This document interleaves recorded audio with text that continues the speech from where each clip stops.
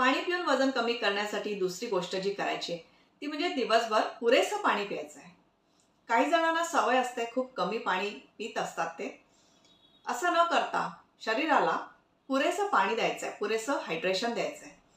At least 2 ते 3 litre पाणी तुम्हाला दिवसभरामध्ये प्यायचं आहे. पाण्याची जी ही क्वांटिटी आहे ही डिपेंड करते तुमचं एज किंवा वेदर कंडिशन्स किंवा तुमच्या दिवसभर काय ॲक्टिव्हिटीज असतात. तुम्ही जर खूप ॲक्टिव्ह असाल, खूप एक्सरसाइज करत असाल तर मे बी तुम्हाला थोडं जास्त पाणी लागेल. पण फारसा तुमची ॲक्टिव्हिटी नसेल तर तुम्हाला थोडं कमी पाणी लागेल. तुम्हाला जेवढं पाणी रिक्वायर्ड आहे तेवढं पुरेसं पाणी तुम्ही दिवसभर प्यायला पाहिजे. दिवसभर पुरेसं पाणी प्यायल्यामुळे बॉडीला हायड्रेशन मिळतं आणि बॉडीमध्ये वॉटर रिटेन्शन होत नाही. वॉटर रिटेन्शनमुळे सुद्धा वजन वाढत असतं.